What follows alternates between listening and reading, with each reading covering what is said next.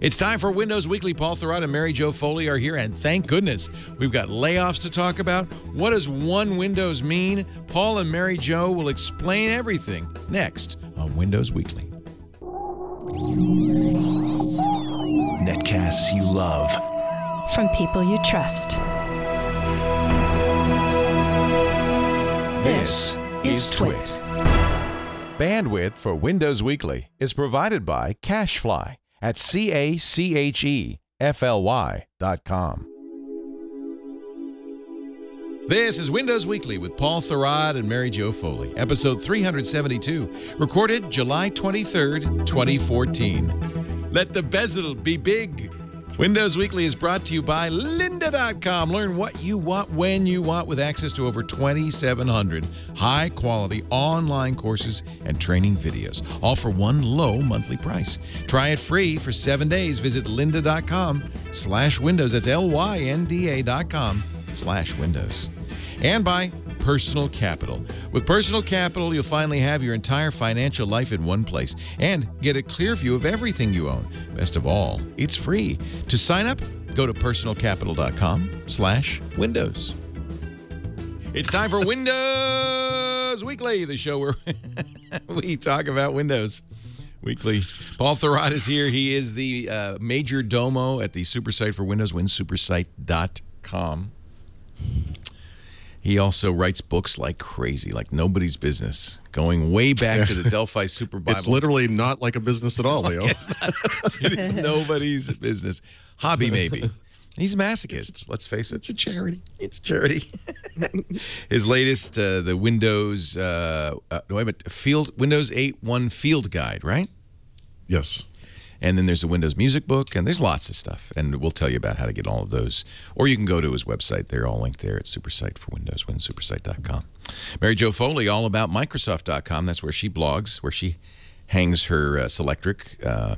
She writes about Microsoft each and every day on that. You can't fit a Selectric in her apartment, Leo. She lives in New York City. Couldn't get it through the door. It was too wide to fit through the door. Exactly. It's one of those virtual light keyboards that's on the desk. You know? We actually had a lot of fun with Mary Jo on Monday. We made her our subject on our interview show, Triangulation, and it was really fun to spend some time talking with Mary Jo. I hope you don't feel like I was too intrusive. No, I thought you asked really good questions, and you got me to tell a couple anecdotes about Bill Gates that I hadn't ever told publicly, so that was fun. Is that true? No, you'd never mentioned the locking himself in the bathroom story? Not publicly, no. Was this like Frost Nixon kind of? It was. I'm not going to tell you that. It's not illegal if I do it, Leo. If the president does it. I didn't get to ask, and I feel bad because CompuVision in our chat room said, ask her about Jobs and Gates. Apparently you were talking to Bill Gates at one point and Steve Jobs came over? Yep. What happened? That's a true story. That was the very first time I ever interviewed Bill Gates. And I was at Comdex. I was interviewing him on the show floor, and Steve Jobs walked up and started talking to Bill Gates, but I didn't know who Steve Jobs was, you know. So, because this was 83, probably. 84. 84. Yeah. Okay. So Bill just gets up and starts talking to him, and I'm like trying to interview him. I'm looking at my watch, going, "Jeez, he's eating up all my time." And so I just yanked on Bill's pants, and I said, "Hey, could you ask him to come back later?" Could you ask the jerk to come by later? Sure. And when he walked away, Gates said to me, do you know who that was? I'm like, nope. And he said, that was Steve Jobs. I'm like, who's that? Right. Well, you are focused on Microsoft. This is a woman who is focused on her. You had just started back then, right? This was when brand new. That was my excuse at the time, but yeah. It's awesome. And then many years later, Walt Mossberg made his fortune by interviewing Bill Gates and Steve Jobs at the same time. Yep. Sure. Could have been you. In that real fine suit. Should arguably have been you. It should have, arguably, yes. All right, time to talk about Windows. Enough fun and games, kids. Let's buckle down to the work at hand. Settle down, people. Settle down. The layoffs happened. You know what? What? I was going to say, it seems like that happened a long time ago. It was the day after the show. You knew it was going to be Thursday, and you mentioned I feel like I've been through dog years since last week because the last time we spoke, we were in that meeting room in D.C. Oh my God, yes. And that seems like it was a month ago or something. It does. Yep. It's true. It's true. Did I go into suspended animation or something? I really feel like this isn't a week later. This is like 2 months later. Rip Van So Thurrott. much happened. Yeah. It was like the day we came back from DC, suddenly the news cycle was just like on high speed. Oh, I landed and I turned my phone on and it was like bzz, bzz, bzz, and it was Microsoft. Yeah. I'm like, oh man, I got to drive home now. Yeah. So 18,000 people will be laid off, 14% of the workforce, but 12,500 of them Nokia employees. Yeah. So by the way, a little perspective on that I don't think anyone's actually just written about, but I think it's just an interesting, not a factoid, but a fact. A lot of people were saying up front before these layoffs were announced that they were coming and that they would be among the biggest in Microsoft's history, if not the biggest. Obviously, 18,500 is by far the biggest. The previous record, if you will, was 5,000 people from back in 2009. But if you factor out the Nokia employees, the 12,500, what you're left with is 6,000, Microsoft employees, if you will. That is still the biggest layoffs in Microsoft's history. That alone, that part of it alone. Yeah. And if you kind of take it at face value, 50% of their, whatever it was, 90-something thousand employees before Nokia worked in the Redmond area, it's likely that some 2,000 to 3,000 people in that area alone were laid off, not including the external employees, like the V- type employees. And I don't know if we ever got a figure on that, but I know that their relationships with Microsoft are not being cut, just right off, but I know that that's declining as well. And so like the impact of these layoffs on the Redmond, Seattle area, I bet is fairly profound. Yeah. I think, you have to issue a warn. I guess it's a warning. Oh, there's a special kind of... Right. Where you have to warn how many people are being laid off. And they said in Redmond about 13,071, I think, something like that. Yikes. And that includes the V- type people? No, that does not include that. So that's the Seattle, that's the Microsoft. Local residents. How could it be that full-time. How could it be that many? Well, because there's more coming over this next 6 months. Is that what you think? I probably said the wrong number. 1,300. Oh, that's a big difference. Oh, good. Okay. Yeah. Sorry. Holy cow, sorry. Mary Jo. I mean, the 520 is going to be well. absolutely free at rush hour. Is what I just heard. 1,300. Okay. Oh, that's not so bad. That's not bad at all, actually. And then well, I apologize. For those 1,300, it's a horrible thing. It is. And and one thing that's easy to forget in all this coverage is these are people who are out of a job. By the way, this is something I got into on Twitter the other day. People misunderstand I've been calling on Microsoft to have layoffs for years and years. I mean, they have too many people. They have too many levels of hierarchy, too much management, all that kind of stuff. Obviously, adding 25,000 Nokia employees didn't help in its latest, And I think people have misinterpreted, I'm not cheering this on. I think it was the right thing for them to do, sort of pragmatically. But obviously, it impacts human beings. Yeah. I mean, nobody is cheering that aspect of it or mocking those people or anything like that. I mean, it's terrible to be involved with layoffs. It's terrible to be around layoffs, even when you're not being the one laid off.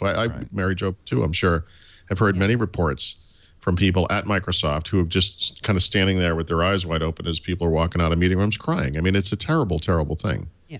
And yeah, you do need to put that in perspective. Absolutely. Yeah. But at the same time, Wall Street's cheering this on because it's good business. Sometimes you have to do this. Yep. Sure. Yeah. Yeah, and then Paul, you were asking about the contingent workforce, which is the people who are V-dashes and A-dashes and all that. Mm-hmm. The number we know for that is Microsoft's trying to trim the growth there by 20% year over year. Do you know what the number is of V- type employees? I read somewhere, it might have been on GeekWire, there's a lot, like 70,000 or something. Microsoft's been using this, and some might say in a sketchy way. I have a friend who's a Some V-dash. might say in a military contractor in Iraq kind of sketchy way. Well, it's a tax thing. If you don't... No, but but it's the same thing, isn't it? I mean, ultimately? Well, I think the military contractors in Iraq, it's so you can wash your hands of their actions. I wouldn't say that's what Microsoft is doing. But they're Microsoft washing their hands of taxes and benefits. That's insurance what they're doing. And there are IRS has some fairly complicated rules about who is a contract employee, who's an actual employee. Right. You cross the line, the IRS is going to come to you and say, hey, where's the Social Security contribution? Right. Because you are not, these are really employees. And Microsoft actually hires firms. They're very interesting. This is very convoluted.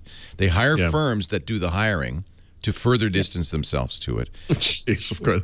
It's like their marketing efforts. You know, to put what Mary Jo just said in perspective, then, if there are 70,000, 71,000 says GeekWire. That's a lot. We're basically talking that that means there were basically 200,000 Microsoft employees. You know, employees with air quotes.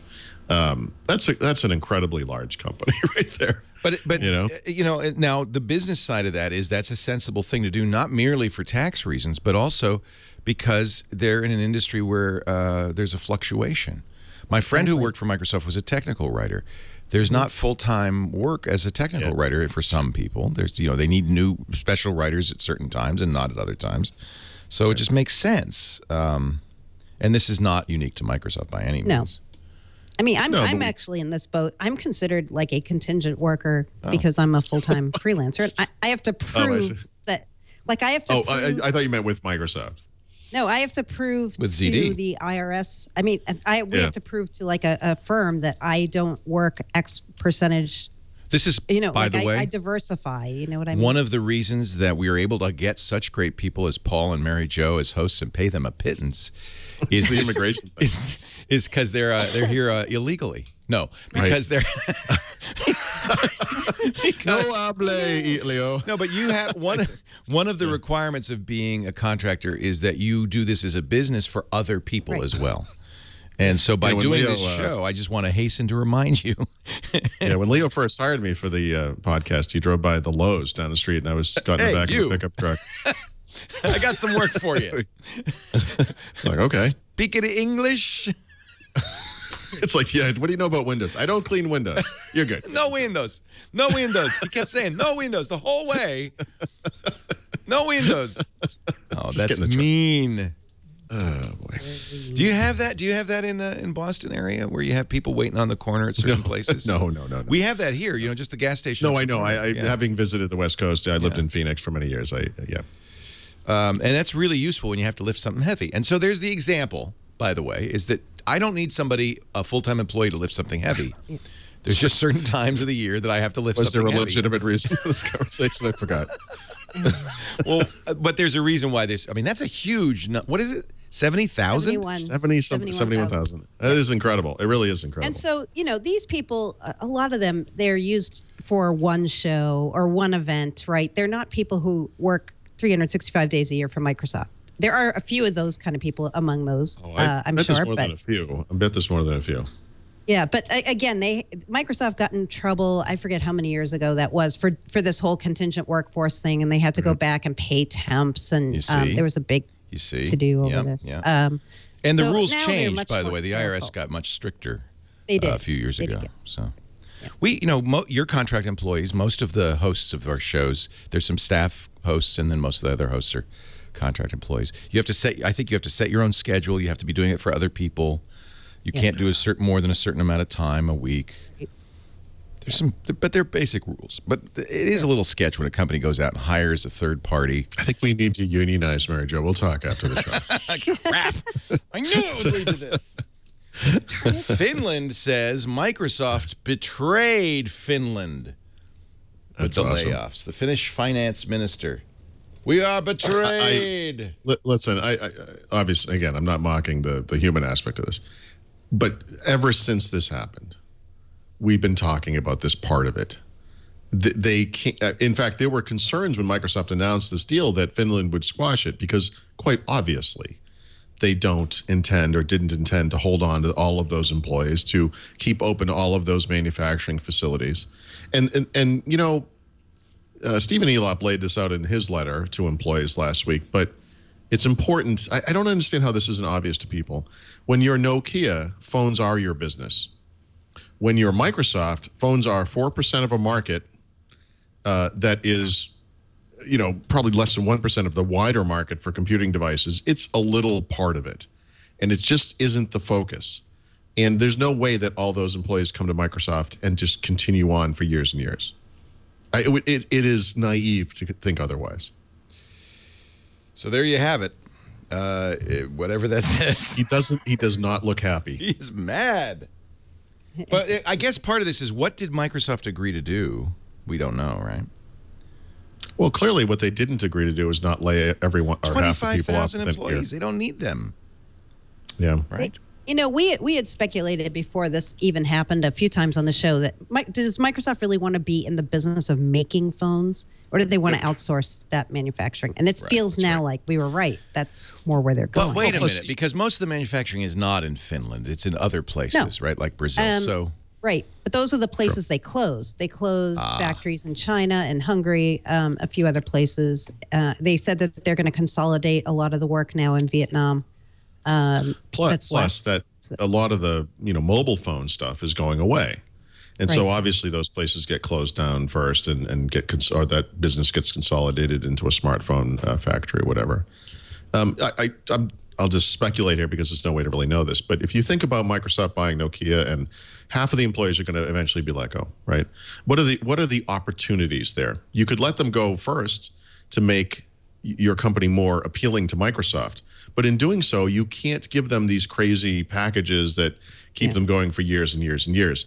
Under the sort of, I don't want to, European style, welfare style programs that are available over there, that would probably have been the case if they had been laid off up front. But if you're going to have them go to Microsoft and just lay them off within the first year, of course, there must have been some guarantee for employees that if you do come along with us on this journey and you do get laid off, you'll be taken care of to the maximum extent allowable or whatever. Do you get the sense? I mean, I do get the sense, because Microsoft announced a write-down of something like $1.5 billion to cover the severance and the. So you get the sense that they're being fair to these people, and they're giving them nice severance packages and trying to place them and take care of them. I think so. And again, I doubt. Well, I don't know what kind of conversations they had with employees, but I'm sure that discussions between Microsoft and Nokia at the time involved these types of things. Yeah. This size business is unsustainable.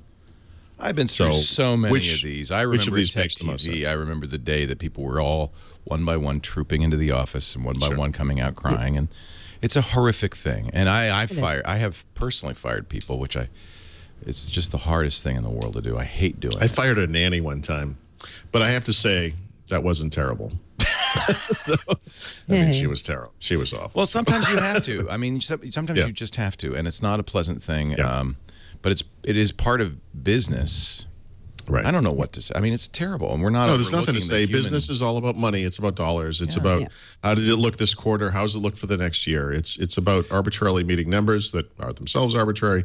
It's kind of a Sophie's choice. There's no human. Yeah, there's no human element to it. You can, the business can't survive if we keep all these people. So in order to save these people, we're going to lay these people off. It's hard to do. I think the way to look at Nokia is that it was staffed as a much bigger and more successful company because it was, It was, and that's by the way, underscore that was even falling apart even before Microsoft came along, right? I mean, Microsoft saved. Oh no, the company. of course, and that's what happens. I mean, it's. Microsoft. This happened. This is a kind of a psychology thing. You don't see it coming. You don't anticipate it and act proactively. It happens. I mean, so these people were going to get laid off one way or the other. Unfortunately, the Nokia part of it.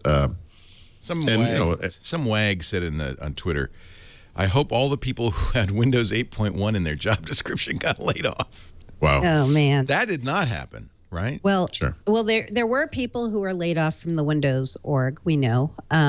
They laid off quite a few testers. I don't know how many total, but that was a pretty big chunk of people. They had testers? No, I'm just kidding. They're trying to do this thing now where they are undoing some of that functional management structure that got put in place when Sinofsky and Steve Ballmer were there. And now they're saying, it doesn't really make sense to have these silos of test, dev, and product management. I mean, program management. Instead now they want to combine the role that these devs are playing and make sure that everybody who's a dev actually is developing stuff and not just testing it. They feel like that wasn't a good model where they just were throwing stuff over to the testers and say, here, test this. Instead, they want to change the function, right? Right. Well, this is how they used to treat external beta testers as well. In the beginning, there was a lot of feedback about the actual product. And then toward the end, It was just tell if it works or not. You know, they weren't really interested in, you know, user experience or functional type feedback. Let me ask you a question about the layoffs, because obviously when you hear this and we talk about it and everything, there's this notion that they're going to do away with hierarchy, that they're going to do away with levels of management, you know, these sort of superfluous extra people that stand between a decision and an implementation or whatever. But at least two of the people I've talked to about this who have witnessed these layoffs firsthand have both said almost exactly the same thing. A seemingly arbitrary set of layoffs in their department that in one of the two cases rendered what they were trying to do almost impossible, that they got rid of key people instead of, you know, the driftwood. Have you heard anything about that, or have you heard anything along those lines? I think a lot of people, because Microsoft has been so siloed, don't realize what's been going on in other parts of the company. Like, I don't think a lot of people who worked in Windows knew that Microsoft had already done something very similar to this in Bing, and they had also done it in Office, and they'd done it in Windows Server. So if they had known that, I think they would have seen the writing on the wall that this was probably going to happen to Windows. But because Microsoft has not been one Microsoft and is just kind of in the process of becoming more unified, I don't think people were ready or aware as to what was going to happen. That's kind of my feel on that. Okay. I'm told Joe Belfiore has just tweeted that Xbox Music is safe for now. Yeah, we'll see how that goes. We're going to talk about that. Okay. You do say that Microsoft did not handle this as well as they might have. I think you used the word boner. I did use the word boner. That was in the context of a different story. But, okay. Sorry. You said you were 4 PR boners this week. I just assumed. Yeah, actually, this isn't one of them. By the way, fair enough. This is not one of them. One. So right. I didn't add that to the list. Like I said, this feels like it happened a long time ago. I was listing stuff that just happened for this future. week. We knew this was going to happen last week. We thought it would be Thursday. Sure. It was. It's not surprising. The magnitude of this is not surprising. The way it is and it isn't though. I mean, Mary Jo, did you think it was going to be 18,000 people? I mean, no. No, I didn't. Yeah, I mean, I think the scope of it was a little surprising. Okay. All right. And you know, again, people misinterpret things like this. It was the right thing to do, especially with regards to Nokia. If any, this is a terrible thing to say in many ways, but if anything, I feel like they could have cut deeper in the part of Microsoft that was already there before this acquisition. I mean, we'll see. You know, we'll see whether I saw all of the talk about efficiencies, you know. One thing I found interesting, it's the end of the Android era at Nokia. Is that right? Is it all done? Or so, Leo, you've never seen me actually dance a little jig, but I want to tell you that when I read that, I did do a little dance. We were all a little baffled by it. I kind of tried to make sense of the strategy. It was Stephen Elop announced it before the Microsoft acquisition went through. There was we speculated a lot. Just to recap, is Judas a strong term? Because actually, I would say I wasn't annoyed by it. I was aggressively against it. Yeah. Like they never adequately explained what possible advantage that this had over Windows Phone, simply because Windows Phone met all of those requirements on those types of devices better than did Android, with the exception of one thing, which was that. Fair enough. It is easier for a developer of an Android app to port their app to this system than it would be for them to port it to Windows Phone. That's absolutely fair. But nothing sends a message to an already kind of quivering and uncertain developer base more than, oh, by the way, we got this plan B over here in the corner, and we're going to do Android and Windows Phone. I mean, that alone undercut Windows Phone potentially permanently. But if they had just kept those things going like that side by side, I really do think that would have been the end of Windows Phone and was a huge, huge mistake. So watching them turn that around nicely and very firmly commit to Windows Phone, good, I think was... It felt weird, though, because right up until, and even including this week, Microsoft is still out there recruiting developers to build Nokia X Android apps. So it just felt really odd. It's like, you guys must have known you were going to discontinue this line, but you kept recruiting developers. I thought that was a little strange. Yeah, I mean, yeah. That's a tough one for a company because you don't want to telegraph what's I know. coming. You don't. You know, a lot of people speculated that at the time when Microsoft did take over Nokia and they said, hey, we're going to come out with another version of these Nokia X phones, people said, you know what happened? This was how Nokia was trying to force Microsoft's hand to buy them. Yeah, that's one theory. That was one theory. You think that this confirms that? Maybe. Well, I don't know. It can't really confirm it because Microsoft did buy them. You pointed out that at some point, Stephen Elop must have gone to Microsoft and said, hey, look, we're planning to do this. Yeah. Yeah. Do you want us to stop now before we announce this? Stephen Elop and Nokia adopted Windows Phone, and they did an amazing job. In fact, if anything, they put out too many phones or whatever, but they produced a startling number of innovative phone designs and phone models, phone-related technologies, phone-related accessories, phone-related apps. I mean, they did an amazing job. And guess what? They've sold fewer and fewer smartphones. They make no money per smartphone, so they're losing money. And Windows Phone overall commands less than 4% of the market, meaning Nokia commands less than 3% of the market, or however that works out, roughly 3%. So, look, if you guys don't buy us, we're going out of business. Plan B. So we have to do something. And their business is phones. And so you fall back on Android. And it's perfectly logical for that company to do that. It would have had horrible repercussions for Windows Phone had it happened, which I think is why Microsoft bought Nokia partially. But they make yes, it's nice phones, you know. The problem is they announced this after Microsoft announced their intention to buy them. I don't understand that. Yeah. Well, that's why we were puzzling. It seems like blackmail. Right? I mean, you know, we know that Satya Nadella was against the Nokia acquisition. Maybe as he became clearer and clearer as the leading contender, they're thinking maybe he's going to step in and kill this deal. Maybe. You know, we can only speculate. Hopefully someday there'll be some kind of insider account of how this all happened. But them announcing Android-based phones a good 6 months almost after Microsoft announced their intention to buy them, and less than 2 months before the acquisition was finalized, is borderline crazy town. You know, it's very strange. Technically, Microsoft couldn't have, legally, they couldn't have stopped them. Of course. Because they didn't but I mean, them just announcing it. Yeah. Nokia. Yeah. That was rough. But, you know, though, I'll tell you, one thing I'm hearing isn't killed, and it may have been pared back, but it isn't dead, is the idea of Microsoft still experimenting with ways to run Android apps on Windows Phone and on Windows. That did not get killed as part of this layoff. But that's not what X was. I'm going to hammer my head against a wooden board for a few minutes while you talk about this. That's all I'm going to say. I don't want to see this makes me crazy. Did they also kill Asha? They did. So that's the very low end. Neither it was, I think, based on Symbian. Neither Android or Windows Phone. It was an entry level smartphone, feature phone plus, however you want to say that. I actually thought the Asha phones were nice. I mean, nicely done. I mean, of course, you know, Nokia makes the stuff they make is nice. I mean, even Nokia X's are probably decent phones. They would have to be. They're beautiful. You know, Nokia makes beautiful phones, but I love the hardware.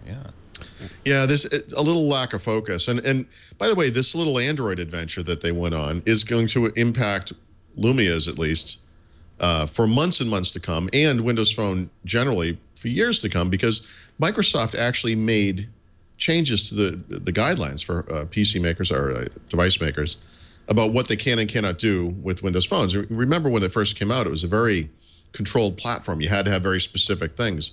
And it's been kind of peeling off over time. So some of the concessions they made to device makers like Nokia that wanted to make both an Android and a Windows Phone version of a device was around such things as those hardware buttons on the front of the phone can now be soft buttons. They don't have to have a camera button because Android phones don't typically have a camera button. And now we've seen 2 models so far from Nokia that have come out with those features enabled, and we're going to see a third, the 530 rather, later this summer. Meaning we're now seeing low-end Windows Phone handsets that have soft buttons instead of hardware buttons, which is actually a good thing. I'll talk about that later in my tip. And without a camera button, which is a terrible thing. It's one of the best features of Windows Phone, and it's one of those things that I miss when I use an Android phone or an iPhone. The ability to just pick it up even when it's locked, press the camera button, and just take pictures. You know, I mean, obviously there are software ways. Hey, the new Android, the new Amazon Fire Phone will do that. Yeah. Hey, note to the editors. Could you put crickets in there? Okay. Yeah. Sorry, when you said that, it took me 5 seconds to realize that you were actually talking about a phone. Yeah. No. I do see the 530 is now about to go on sale in Europe first. And that's an example of one that's based on this crossover Android design. It's a phone that you would have seen in a Nokia X or whatever phone with this exact body. In fact, maybe it's still in the world now, for all I know. They call it Power for the People. It's an affordable phone.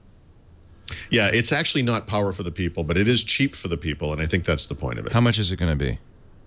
Under $100 in the U.S. Yeah. They've not actually specified that. But if you remember how the Lumia 520 went, it started 129-ish, got to 99 really quick, got down to like 59 really quick. This thing is super low end, though. It has literally only 4 gigabytes of onboard storage, which is reprehensible. 512 megs of RAM, which is a typical Windows Phone for low end, but I wish that was a gig. It is expandable on the memory, but that onboard storage is actually going to hamper you because there's some stuff you can't move to SD, and that's going to be constraining. Well, but this is a variant. This is aimed at what the X would be aimed at, right? This is what cheap looks like, yes. Yeah. And this is there's an international version with dual SIM support for those emerging markets that need that kind of thing. This is a super low end device, though. I mean, even kind of more so than the 520 was a year ago, given how technology has changed. And if you're familiar with the 635 or 630, like Mary Jo has, you know that they've even changed the way that the hardware buttons work. I mean, they used to be discrete buttons that were connected on the inside of that cover, and now they're just pressed out of the cover. You know, they're not even really that high quality. I mean, you can swap that thing out, which is nice, but it's amazing how they've kind of gone down market. But there are people who cannot spend $600 on a phone, and yeah, and this is where Microsoft's selling all the phones, right? Nokia and Microsoft are selling at the low end, so they're going to make a lot more low-end phones than they're probably going to make flagship phones going forward. Oh, interesting. I mean, that is where Android owns this space, right? Because Apple has nothing in that offering. Android has a lot in that offering. Yeah, and you know, if they're going to take Asha and S40 phones off the market, they've got to come up with something that is super cheap, or leave that to their phone OEMs and say, look, you've got to make something that's really cheap, that's going to compete where those phones are competing now, and still runs Microsoft software and certain services. So that's going to be their challenge. This is the nice comeuppance for Windows Phone too, because you know, as I've made the argument that Windows Phone could deal with this market, that they don't need Asha, that they don't need Nokia X. You know, well, here it is. You know, so I think the problem with it is I typically think of those kinds of phones in emerging markets, not in the United States. The 530 is going to be sold on T-Mobile in the United States starting in September. And I would just say to people that even people in the United States, even if you really can't afford a phone, the difference in the difference in actual total cost of an unsubsidized 530 versus a 630 is going to be less than $50, and you'd be way better off with a 635, actually, not a 630. You know, a no contract 635 versus a 530. You know, even as a media player, like a second phone or a phone you're going to give to a kid or something, a 635 is a much better deal. Paul Thurrott, Mary Jo Foley, Windows Weekly on the air, brought to you today by our good buddies at lynda.com. You know, if you want to learn how to use software, I think everybody probably knows about lynda.com in terms of, well, you know, if you want to learn Microsoft Office, many businesses have exposed people to lynda.com because they have enterprise subscriptions. And when you get the job, they say, all right, go to lynda.com, take the Microsoft Word course. There's a whole lot of stuff there too for your own personal pleasure. I mean, photography, design. Look at the developer section alone. If you can actually learn how to write apps. 350 developer courses, 15,000 video tutorials. That's part of the 2,700 plus courses online at lynda.com right now. They're great too. They're beautifully produced. Lynda.com have 9 studios down in Santa Barbara. They bring in some of the best teachers, many of them people you've heard on Twitter, like Chris Breen and Bert Monroy. And then they teach you how to do stuff from their own experience, from pros, and I think that's wonderful. It's the kind of thing, too, that you could do for a hobby. For instance, I'm fascinated by typography. They have a typography course. I'm never going to use that. Paul, you probably learned that when you learned graphic design, but I never studied that. But I love it. And so to learn more about typography is just a fascinating thing. Here's the deal. Go to lynda.com. All of these courses can be yours For one monthly flat rate, very affordable, $25 a month. That gets you access to the entire course library. They have a premium plan, $37.50 a month, that will give you if you're taking a course where there are like a Photoshop course where there are files that the instructor's working on. You could have those files on your own computer and work. A lot of people use lynda.com on a computer with the course here and then Photoshop open, and they follow along. You can do that. But lynda.com also has a lot of courses that you could just watch on your phone or on your tablet while you're commuting in the bus, or how to negotiate in business, how to create a resume. Courses are for all experience levels, beginner, intermediate, and advanced. We're moving to Adobe Premiere for editing. All of our editors have, I think many of them have taken the Final Cut courses at Lynda, but of course they'll be taking the Premiere courses to polish their skills. They're experienced editors, but there's always something to learn. And because lynda.com has full transcriptions, you can search the transcript for the portion you want and just study that part as well. Whether you have 15 minutes or 15 hours, those courses are yours to use freely. They've got Windows 8.1.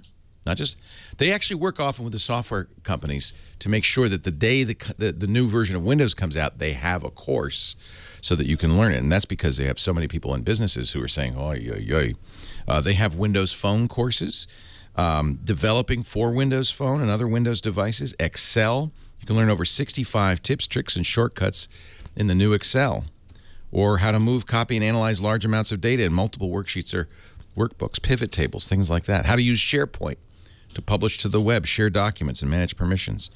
Or, and that's for the user. If you're a SharePoint administrator, you can learn how to design workflows to boost your team's productivity. It's all there.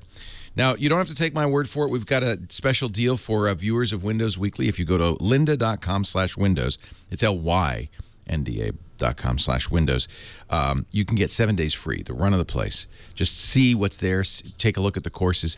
If you're a business thinking about a subscription for your business, you can make sure that the courses that you want for your employees are all there, and I guarantee you they are. Lynda.com, 7 days free. Lynda, lynda.com/windows. 2,700 courses free for you from us. Thank you, Lynda, and thanks for supporting Windows Weekly. Paul Thurrott, Mary Jo Foley. Windows Weekly is on the air. I actually jumped ahead in the rundown. Yeah, I don't know if people know this, but Paul and Mary Jo work long and hard to create a carefully honed plan for where the show's going to go. And then Leo just throws a grenade right in the middle of it. I just leaped right in. Leo's like, what's going on with Apple? Well, yeah, that's my thing. No, I think that you buried the lead. I think the problem is, of course, that layoffs were almost a week ago, and so I know it just felt like that was such old news. But it isn't. People wait all week long to hear this show, to hear what you guys think. So we don't like them, Leo. We don't like it one bit. No, and we definitely were going to talk about layoffs. How could you not? Oh, no. Especially because it happened the day after, right? Yeah. It's like, oh. But a lot has happened. There's been the earnings came out. Yep. There's but your lead, Paul, was the company. I'm going to read this out loud. Do you mind? Hold on. I don't mind, but the actual title. Yeah. I believe that was from Mary Jo. Mary Jo Foley writes, Redmond, we have a problem. A communication problem. The company we cover, writes Paul, is dysfunctional and cannot communicate effectively. And it's time for an intervention. Seriously, Microsoft, you need help, and we're here for you. What do you mean, Paul? I'm offering our services. I think they should start pushing stuff through Mary Jo and I, because it's very clear that they think they're speaking with some form of clarity, and they are never speaking with any form of clarity. And I listed a couple of examples of this just from the past week. The best one is the one Windows bit from Satya Nadella's post-earnings conference call, where he said that Microsoft will streamline the next version of Windows from 3 operating systems into one single converged operating system for all screens of all sizes. It sounds like he just announced that they're getting rid of all these versions of Windows, and they're going to have like one version of Windows, and that when you install it on the phone, there'll be like a phone app, and that's how it will be different. And when you install it on your desktop, there'll be a desktop app, and that's how it will be different. And the truth is, nothing has changed with regards to Windows. There will still be multiple versions of Windows. There will still be versions for the phone, versions for the desktop, versions for the server, versions in the embedded space. They just announced a new version for the Internet of Things. There's all kinds of versions of Windows. And then within those versions of Windows, there are going to be multiple product versions of Windows. He said they on the client alone, when pressed, by the way. So somebody asked a question and said, excuse me, it sounds like you just said you're going to have one version of Windows. And then he said, oh, I'm just kidding. Actually, there's going to be a buttload of these things. They're going to be everywhere. So there's going to be a version for consumers, a version for businesses, a version for enterprises, on and on we go. Literally nothing has changed. But if you judged by the headlines that came out after the earnings call, you would think, like, wow, exactly. What the heck just happened? Microsoft just announced they're doing away with all versions of Windows except for one. Nope. And yeah, they're kind of stuck. I kind of feel for Satya Nadella here, and I kind of don't. It's like they're trying to find this balance between not oversimplifying, but also giving like some meaty details, right? So he was trying to tell people who hadn't really kept up that, you know what, we have one team building all the versions of Windows now, but that team's been here since last summer, July 2013. We're going to build on a single core. We're going to have a unified store and a commerce model and one developer platform and universal apps. And for a lot of reporters who don't keep up with Microsoft, I think actually they either forgot or... If you don't mind, I'd like to just step through what you just said. These Windows products have always had a common core. That doesn't change because there's a single team. These products they've had a single core for a few years, right? Well, no, I mean, mainstream versions of Windows have always been based on the same NT core, whether it's on the client, the server. Windows Phone. Windows Phone just got the NT core. Well, even yes, okay, Windows Phone made its way there. Yes, absolutely. The store back end for Windows 8.x and Windows Phone actually has always been the same back end. They brought it together in better ways for developers, and I guess possibly may do so for consumers. Though I actually don't expect that, to be honest. I don't see any reason for it, and that's kind of a little red herring right there. And even the notion of universal apps is a little bit of BS. I mean, from a developer's perspective, it's obviously easier to create a set of apps that are very similar that will run across these different platforms. But there is nothing on the roadmap for a single app that you'll develop that will then be deployed to all those different things. Phone, Windows PCs, Windows tablets, Xbox One. A universal app is really just a consolidated set of apps that are a single solution that shares some code, but not all code. And there's nothing wrong with that. No. But it's not necessary. Even the announcement of universal apps back in April and its implementation now in Visual Studio is really just a formalization of something that developers have been doing in an ad hoc way already. The expansion of this to Xbox One in the coming year will be very interesting, and it's good. And I know it will get better and better as time goes on. But the truth is, none of this stuff is actually really new, and or even improved or changed, since he took over. And I agree with you that this message was tailored toward a certain audience. But you know what? When you speak publicly, when you make public remarks in the wake of a quarterly earnings conference call, I actually think you need to be held to a higher level, a higher standard of telling the truth and being clear. Yeah, this past call is going to be a learning tool for him. He's only been on 2 calls. This is the second one. And I'm sure his handlers are going to take him aside and say, see what happened when you talked about this. You should talk at a higher level or, avoid going too deep. That would be my advice if I were a handler. Yeah, he's a rookie. Just say, he's come a on. rookie. You did good, Rook, but next time do a little better. All right, so we're going to give the CEO of one of the most powerful companies on earth a mulligan. Fine. If this had been the only one of these this week, it's not. And, it kind of goes on and on. We don't necessarily have to get into these. Let's not go to the next one yet. But before we go too far, isn't part of the problem that that you guys deeply understand what's going on? The rest of the less just leave it there. The problem is we know too much. You know too much. You know too much. So the less informed media ran with the headline "One Windows." Maybe listen. You know what? Listen. I don't get invited to the White House press room to report on whatever's happening with President Obama. I don't know why I would misreport stuff because I don't understand that stuff. So if you're on the call, if you're writing about Microsoft, if you're writing about Microsoft's finances and their business and all that kind of stuff, I would have to argue you probably should know something about that topic. So, but don't blame blame Microsoft in that case. Well, blame the Microsoft media for miscommunicated misinterpreting. it. Well, they gave him an opportunity to misinterpret. I agree. There were mistakes were made on both sides. And the problem also, Mary Jo, is as you said, this Nadella has to speak to everything he says is parsed by many different audiences. It is investors. He has to remember that. Users. As well as media. I mean, it's complicated for him to say one thing. Step back from the cliff for a second. Just want to remind everybody. When he was just providing his statement, he misspoke. He said, we're streamlining one OS. Stories went out. People wrote stories based on that statement. Yeah, well, that's if you true. actually continued listening, someone in the audience said, hello. What? Are you seriously just making one version of Windows? And they said, oh, no, we're not doing that. That's crazy. And then he explained that actually nothing has changed. I was just talking about the engineering back end. Okay, so yeah, he created this problem, didn't he? Yeah, he created the problem. I'll tell you, people wrote about it, and then he was called on it, and no one. You know what though, Paul? Caught that. Step away from the ledge. Talk him down, will you, Mary Jo?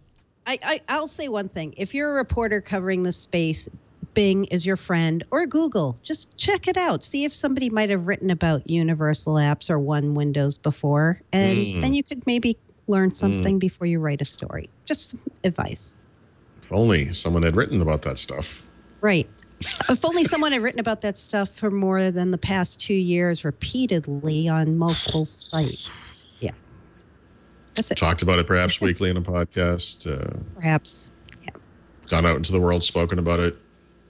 I don't know. If only those people existed. So I don't know what to say. I mean, it's just... Yeah. It's look, hard for us we all because get things wrong. It's not. That's not the point. Yeah, and then people come to us and say, "Hey, did you hear Microsoft's doing one operating system?" It's like, nope, not actually. They're not. But by the way, Satya Nadella, in his prepared statements in the post-earnings conference call, used the word "streamline" twice. One was about Windows, how they're streamlining that, and the other one was about Xbox. Right, and that was the part where he suggested that they were possibly getting rid of Xbox Music and Xbox Video. Now, we know explicitly... let's give the exact statement. Okay. Okay, here's the exact statement he said. Yes. With our decision to specifically focus on gaming, we expect to close Xbox Entertainment Studios. We knew that. And streamline our investments in music and video. Sounds like he's closing something. That's what I think. Yeah. That's what I think that infers. I mean, we want to be clear. He did not say... Streamline. So by the way, just to be clear, Paul did not write a story. Microsoft is closing Xbox Music. Paul wrote a tweet where he said, Satya Nadella just said that. That could be bad news for Xbox fans, or Xbox Music fans. In this case, at least, it was buried enough, and nobody cares about Xbox Music except for us, so nobody wrote that story. But in the one Windows story, it's Windows. You know, Windows is exciting, so people wrote stories about that. Now we know from Joe Belfiore, because people have probably been hammering with questions all day long, that they are not shutting down or dropping, as he says, Xbox Music or Xbox Video. Great. He didn't actually explain what streamlining meant, which would have been helpful, but, you know, whatever. It's still an example of not effectively communicating. It just so happens that in this case, nobody asked him what he meant by streamlining Xbox Music and Video efforts. It could just mean they're getting rid of Nokia Mixed Radio, for example, which they are. It could mean that they're going to make those teams smaller. It could mean all kinds of things. You know, whatever. We don't know. But that's the point. We can only present what he says, and that's what he said. So I have 2 boners so far. Is that right? Where are we on the boner list? I'm sorry. I should. No, I mean, the Windows one is a big deal. The Windows one's a big deal. The Office 365 stuff from 2 weeks ago, you remember, is kind of a big deal, in the sense that it's something that could have been communicated very effectively and wasn't. But that was 2 weeks ago. We don't have to focus on that too much. The other one was, this is what amazes me. I have all kinds of different ways of gathering news, obviously, and in my RSS feeds a couple of days ago, I guess, or was it yesterday? It feels like a million years ago. Whenever it was this week, I started seeing the story from multiple blogs. Surface Pro 3 docking station now available for pre-order. And I thought, that's interesting. I pre-ordered a Surface Pro 3 docking station on June 21st. Why are people writing stories about this now? So I looked, and it's because Microsoft in a blog post said that they talked about the docking station, which we've known about for months. And they said, hey, it's available for pre-order now. Didn't actually say this was a new thing. Didn't, it was kind of a strange thing. It continues to be available for pre-order. Right. So the problem is bloggers who, don't necessarily pay attention to what Microsoft does, but write about Microsoft for some reason. I'm kind of unclear about that little confluence. But wrote blog posts saying that this was happening. And I'm sorry, but that's not the story. What you find out over time is, because you have to kind of do a little bit of research here, because Microsoft doesn't communicate this actually anywhere, let alone effectively. What changed was the Surface Pro 3 docking station was available for pre-order in the United States and Canada only on June 20th, actually.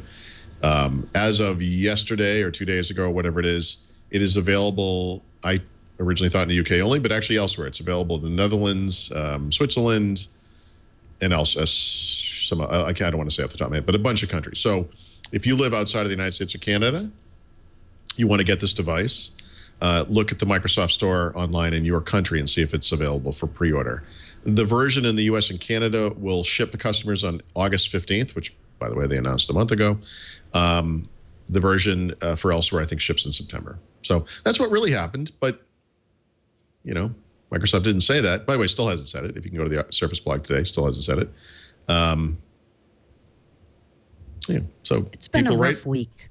It's been a rough week. It gets worse. There's more. I'm doing the next one, Paul. Okay, yeah, let Mary Jo talk about Okay, Mary Jo, you're on. I'm going to try to stay a little calm when we do this one. By the way, that was me being calm. Okay. Yeah, I didn't hear him raise his voice. No, he did well. He turned red a little bit, but not, Get a little angry. That's sun. That's the sun. Okay. Get a little angry. Yeah. So another one that Paul and I both spent a lot of time trying to figure out this week was an announcement by Microsoft that they are consolidating a bunch of their IT Pro trade shows into one new unified tech conference happening next year in May in Chicago. Okay. So you would think maybe there'd be one blog post that would just explain this and say this is the replacement for Tech Ed and the replacement for the Link conference and the SharePoint conference and the Exchange conference. No, there were many different blog posts across many Microsoft sites that described this in very different ways. Like keywords were changed in these different posts. So we were debating back and forth. Is this a replacement for Microsoft Tech Ed? I believe it is. Microsoft doesn't want to say that because, there's been a lot of rumor around, is Microsoft killing Tech Ed? And they don't want to play into that whole thing. But my take is this is the new replacement show for Tech Ed, plus the SharePoint, Link, Exchange, and Project conferences. And they're going to consolidate these into one. And they're going to have it at one time, and everybody's going to come to this one show, and it's all going to be good. Now, at Microsoft, who runs shows and how they talk about shows dying and being reborn, it's a really political thing. And that's why I think you saw so many different versions of this story pop up. Everybody wants to kind of say, if you're the group running Tech Ed, you don't want to say Tech Ed's dead. If you're the group running the SharePoint conference, you don't want to say that's dead either. So we get some kind of convoluted explanations. The only things we know are this does not replace Build, so Build will continue. It does not replace the partner show. That's going to continue. But it does replace all those other shows. And we also do not know if there will be a sister show to this in Europe, or if Tech Ed Europe Barcelona this year is the last Tech Ed Europe. They won't answer that. They won't tell us what the name of the new show is yet, or what the content's going to be. They're saying in September. What did they announce? I mean, in other words, substantively, what did we learn from Microsoft about this? Like, what literally did they say? Yeah, they just said, hey, we have this new mega tech conference coming in the week of May 4th in Chicago next year. That's what they said. It's incredible. So, yeah, that's all we know. And we know we'll be in Chicago, which is pretty cool because we don't get to go to Chicago. That's actually a great city for conferences. I know. I can't wait to go. I haven't been there since, gosh, I think it was CES used to do their summer show in Chicago. That's right. Remember that? Yep. At the McCormick Place. And of course, it has a metal roof, which ensured that the sun warmed the metal roof. Like when ants are under a magnifying glass? Yeah. But I'm sure they've solved that problem since. Yeah. Awesome. Yeah. That'll be fun. So, is it summer in Chicago? May 4th. Oh, no, that's perfect time in Chicago. Yeah. I think it'll be good. Yeah. It just was another case of we spent way too much time trying to figure out what was meant on something that should have taken us about 10 minutes. But look, guys, this is a full employment program for you guys. We were joking about that. You're right. We should thank Microsoft. You should. I know it's frustrating. I mean, I was so frustrated with Windows 8.1. I was reviewing a laptop. And then on the radio show on Sunday, like 15 people called. I can't see my icons. The screen is black. All sorts of stuff. And by the end of the show, it's just, oh, darn you, Microsoft. Yeah. But then I realized, well, that's what keeps me in business. Darn you, Microsoft. Yeah, it's right. It's important to perspective to see it like that. Yeah, it's hard sometimes. It's very hard. It's very hard. It is. It's hard. It's hard when there's been a lot of things happening, and yeah. When this stuff piles up, that's the problem. That's the problem. It is. Before the one Windows thing, I would have said actually the worst PR blunder this week in the Windows space was not Microsoft, but now I have to give that title such. What was the worst one? It was Lenovo, who said we're never going to. Well, I don't know, never, but we don't know the full story because. You know, John Phillips, who is a veteran technology writer, received an email from Lenovo. I presume, and again, I have to kind of presume because it wasn't really specified, but that readers must have told him or the site that we cannot order from Lenovo's website a ThinkPad 8 or a Mix 2, which is that company's mini tablets that run Windows. And they must have gone to Lenovo for a comment. What's going on? Lenovo told them.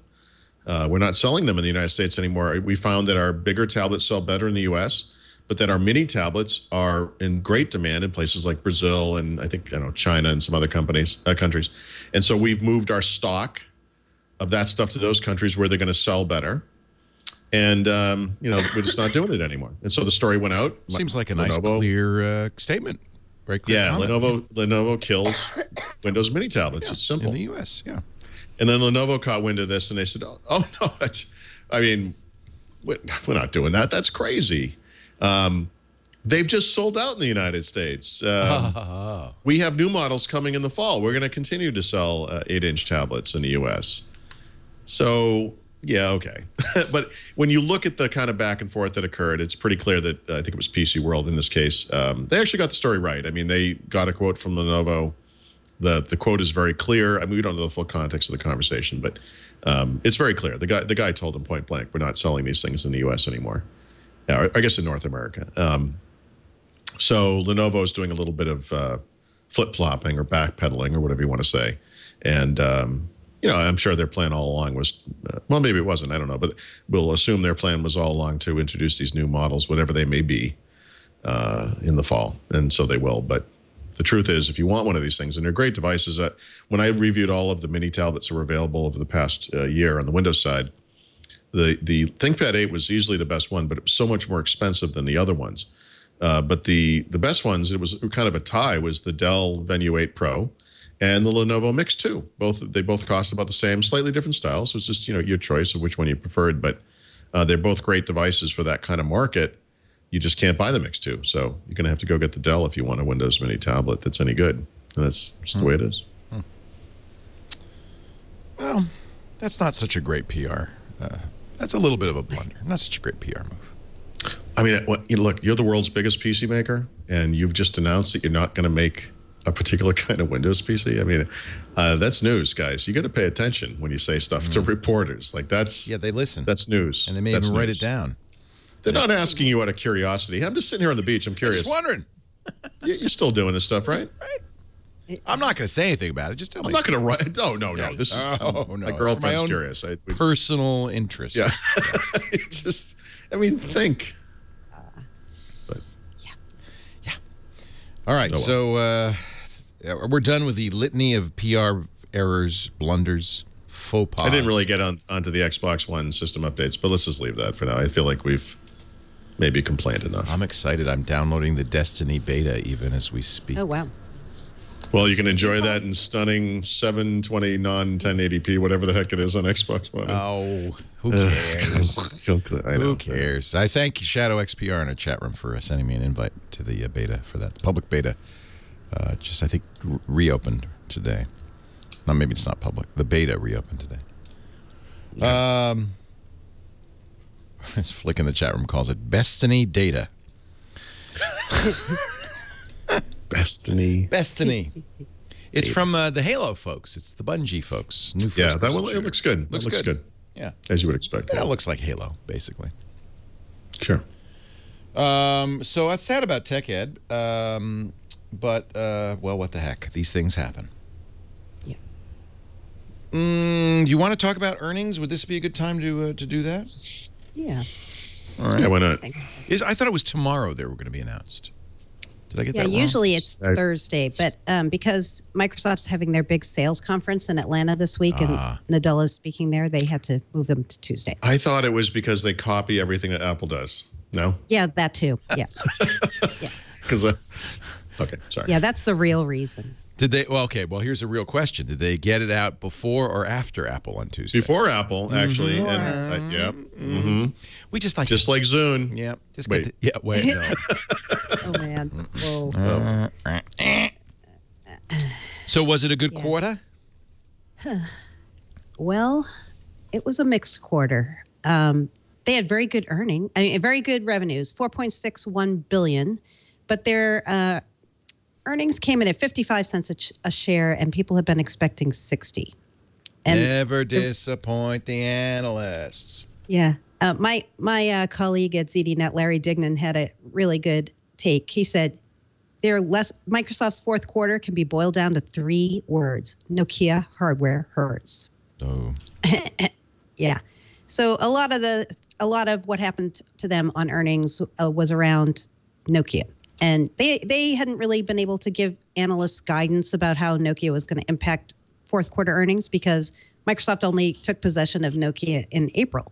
So, they had to take some adjustments here, and it wasn't pretty. And this partially explains the layoffs, right? So, yeah. On the plus side, though, Microsoft had a really, really good quarter on their enterprise business. Not too surprisingly, they really kicked butt in cloud, and their server products like SQL Server and System Center, and even in Windows OEM, the Windows Pro version for OEMs, which is the business version. So they did really well with all those products, and they helped to offset some of the pain from the Nokia launch. Analysts like the quarter. Microsoft stock went up because they're doing things that analysts like cutting people jobs, and cutting product lines, and tightening they're doing what Wall Street wants. Yeah. Yeah, Mary Jo, again, you've buried the lead. Satya Nadella said that Bing would be a moneymaker by 2016. Yeah, you know what? He kind of just dropped that into the middle of the earnings call, and he said, you know what, everybody, you're always beating us up about Bing and it's a money pit. We can tell you by fiscal 2016, Bing is going to be standalone, profitable entity, which is pretty interesting. And Microsoft had given people guidance about this before.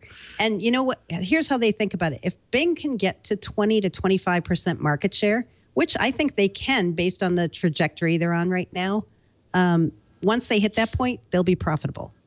And that's how they're judging it. So they almost hit 20% in the U.S. this quarter. So they're at 19 point something in the U.S. Right. They're probably 3% in Europe, but I mean, whatever. So worldwide, certainly 20 to 25 is possible. Yeah. If Microsoft pulls a $21 million profit out of Bing in 2016, that's neat. But, you realize this operation has lost over $10 billion. It's going to take a little while to come back. Yeah. So, yeah, that will be a neat little milestone, I guess. But I mean, that's how do they strange. How do they become profitable? It's advertising on Bing, right? Yeah. Is that the main? That's the revenue. Yeah, that's the main thing, and they also are kind of turning Bing more into a platform now, and so I don't know how that plays into the whole is it profitable or not, but Bing's not just a web search engine now; it's actually something that they use across different product groups, like for machine learning and all that. So that may also factor into how they're figuring out if it's profitable. I don't know for a fact about that. So yeah, that was one little tidbit he dropped. And I think he also said, I'm trying to find it in the transcript here, that Windows Phone, they think it'll be break even or profitable by 2016 as well. That's another classic one. Windows. It's funny because it's what does that mean? I mean, I believe what he means by that is the Nokia business, right? Right. I would assume, or a combined Nokia plus Windows Phone software. Yikes. Yeah, here's what it says. It was Amy Hood, who's their CFO, who said that. She said, we will be on a path to reach operating break even for the phone business by fiscal year 2016. Yeah. Yep. We're in and we were just started fiscal year 2015. 2015. Yep. So 2 years at most, I guess. Yeah. Yeah. We're going to hold them to that. Well, you got to remember, you don't say things like that lightly to analysts because they do hold you to that. They do. Right. This isn't like a PR event where you can say we're only going to have one version of Windows. When you say this to the analysts, no, it's nothing. It's nothing like an event at which you would say something like that. It is literally night and day. Night and day. Yeah. But no, they really they do. work this into their models, right? Their financial models. Yeah, and there's actually aren't there legal, I mean, like forward-looking statements and stuff. There's there's some weight around saying something like this. Yeah, on you an don't analyst say this call. lightly. Yeah. You do not. He must firmly believe, it's not like, oh, no, we're going to make money on being honest. Yeah. This is like a serious thing. Yeah. How much did they lose because of Nokia? Was there a number? Yeah. Well, no. Remember when they buy Nokia, that comes out of the cash that the company has, right? Right. So I believe that Nokia was purchased with money that Microsoft was holding outside doesn't count the against States. Profits at all. The money they spend. Right. It's just they have cash. Right. Essentially. Right. But here's what they said for the quarter. Nokia's device business contributed $1.99 billion in the fourth quarter, but at an operating loss of an operating loss of $692 million. Oh. Yeah. Well, they made money. They made money. No, they didn't. They no, those are revenues. There's not the revenues is not money. Revenues is the 1.99 billion. Right? But they only lost half of that, so they made some profit. Or is my math bad? No, you're right on that. But then they have all these other costs, like the cost of integration, the cost of the layoffs, the severance, and all that that have to be factored. Well, yeah, they're writing off more than $1 billion on the severance. They are. So and that was in this, but that's not in this quarter. That's next quarter. They're distributing it over multiple quarters. Right. Okay. Through the end of the calendar year. But as you point out in your article, Mary Jo, enterprise is a very bright story, right? No? I think we lost Mary Jo. She's thinking. Wait a minute. She's like one of those fake statues you see in public spaces, and then they jump out at you. Burst into life, and we're all going to jump. Ah! All right, we'll pause for a moment. Server products, including Windows Server, SQL Server, and System Center, brought in $11.2 billion. Overall, enterprise $13.48 billion in revenue. Honestly, the story for Microsoft hasn't changed from a financial perspective. Yeah, that's Microsoft. Their commercial stuff is going gangbusters. Their commercial cloud products, which include Office 365, of course, but also Azure, are on a $4.4 billion annual run rate. It's amazing. I think the figure for just Office 365, I think, was $2.5 billion. So these are major new businesses that, are based in many ways on previous kind of traditional technologies, but adapted to the cloud era. And I think that's, kind of a big deal. And Nadella was at pains to say we're not giving up on consumers, despite the fact that it's such a, the enterprise, I guess he calls it commercial, is so... Yeah, Microsoft's been using that language the last year or so. Mary Jo and I both noted the oddness of it when they first started saying it, right? About a year ago? Right. Yep. Commercial means business. Okay. Business, it's enterprise. Yeah. But they're not giving... He says we're not giving up on consumers. Dual consumer enterprise use is how we reinvent productivity. No, they don't have to give up on consumers. The consumers are doing that for them. But, I mean... Well, whatever. Obviously, Microsoft has Microsoft has great commercials. I'm sorry, great consumer services. Outlook.com, Office 365 for home and personal, the Xbox entertainment stuff, the Xbox Live stuff. Obviously, I mean, there is a bunch of good stuff there. I do, you know, this is something, I mean, even within my own company, we've been talking about this dual use stuff forever and ever. I mean, that, you know, it's like Baywatch nights. You know, you do this thing during the day, but you're using technology at home too. I mean, it's not just daytime at work. It's, you know, we're going home we have our phones and tablets and PCs and things. And, you know, this obviously crossover there. And so a lot of what Microsoft is working on is bridging those gaps and doing the smart wipe stuff on phones where it only gets rid of the corporate data and so forth. And I actually think they're really well positioned for that kind of stuff. Mary Jo, you write at the end of the article, Microsoft may have switched CEOs in recent months, but there's one place the company's messaging has not changed in insisting that Microsoft doesn't want to be an IBM and focus on the enterprise, even if that's what some on Wall Street and a number of enterprise customers would prefer. You got to be true to yourself, Leo. Well, it's you can't. I mean, giving up on consumer gives up on a many billion-dollar business.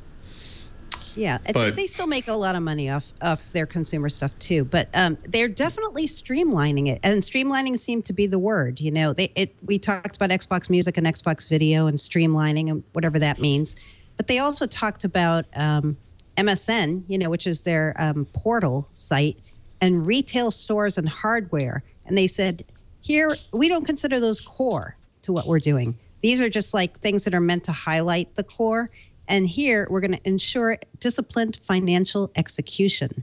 That's kind of a code word those are code words for layoffs and tightening the belt. To me, I mean, maybe not. I see that Microsoft told WP Central they're not getting out of the retail store business, but they're not going to get into it either. They're not going to get deeper into it, for sure. Well, yeah. Right. Yeah. They're not going to launch a line of movie theaters. You know? No, but they'll probably, you know, it makes me think, how many more full Microsoft stores will they launch, and will they just do kiosks from now on? Yeah, and will they expand outside the U.S.? That was the plan, will they right? expand outside of the not New York City area? Yeah. Is it fair to say that Nadella's digging himself out of Ballmer's hole? I know a lot of people play this as that. I don't like to think of it that way, but I guess go ahead. I'm sorry. No, I was going to say some of these decisions that people are giving Nadella credit for in a positive way, like Office on iPad, that was Ballmer actually, not him. Right. But you know, we believe, based on reports we've all read, that Nadella wasn't in favor of Microsoft buying Nokia, and then he changed his mind supposedly about that. And then he fired half of them, so not really.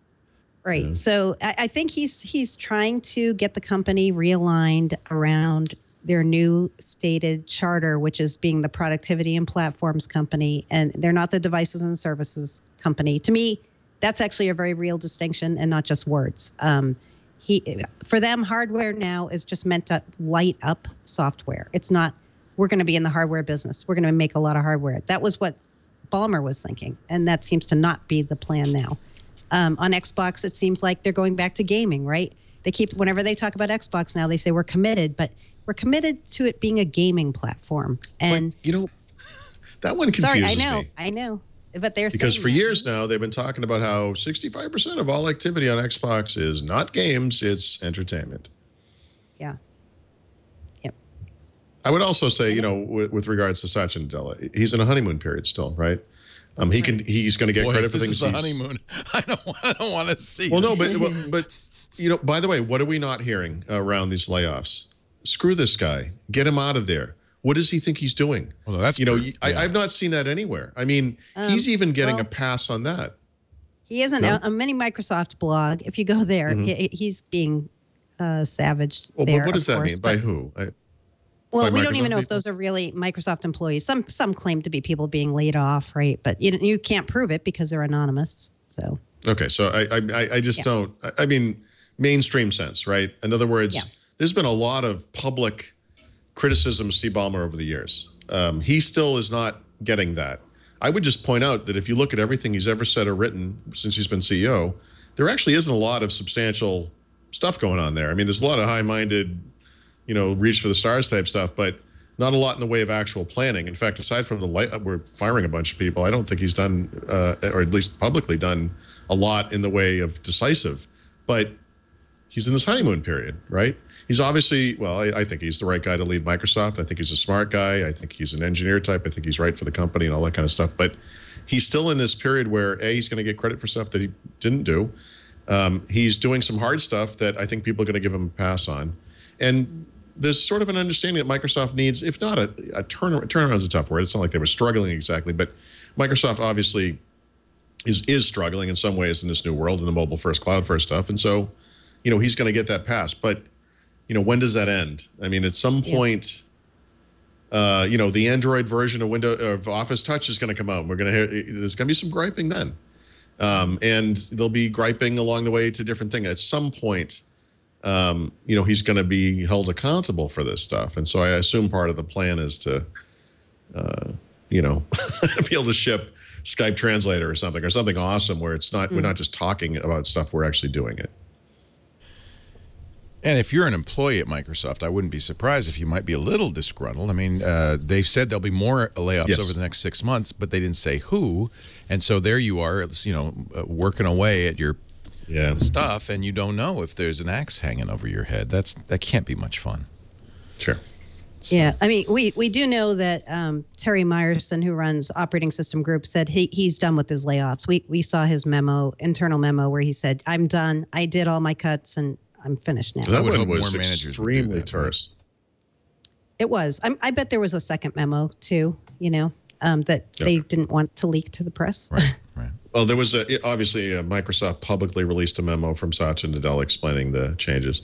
They released a memo from Stephen Elop, which a bunch of people jumped all over because he kind of got off to a goofy, informal, start. How did he start? Like, hi again. Hey, campers. Hey, guys. Yeah, exactly. So, okay. I mean, I'm not sure what to say about that. But, the Terry Myerson one was not publicly released. Mary Jo got a hold of that. And obviously there were other memos that we haven't seen from other parts of the company or whatever. But, it's a tough thing to communicate to people. And, I think they just want to put it behind them. Get it done and move forward. Yeah. Who wouldn't? Yeah. You want to pull off the Band-Aid as fast as you can. Yeah. Yeah.